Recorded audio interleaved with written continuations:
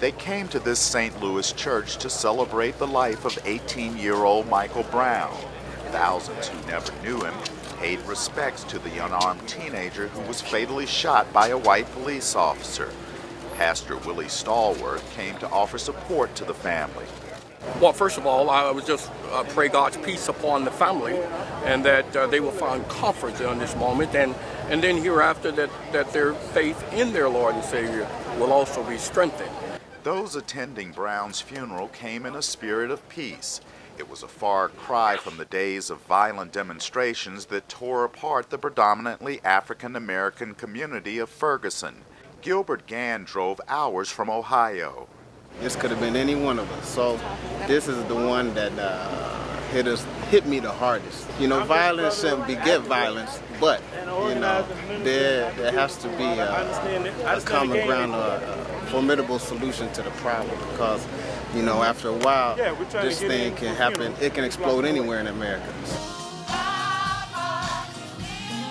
Inside the church, Brown's family was joined by prominent religious and civil rights leaders like Al Sharpton.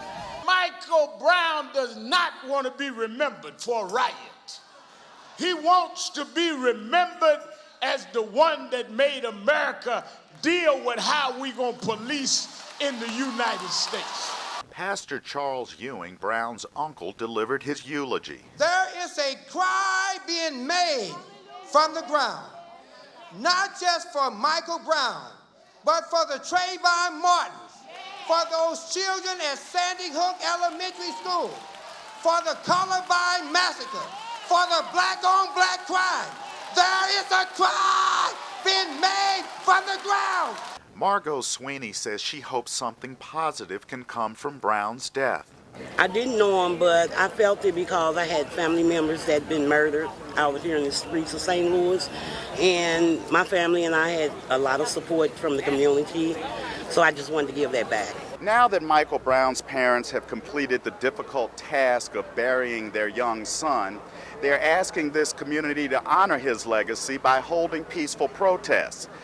Residents here now await a grand jury's decision on whether or not to charge the police officer who shot Michael Brown.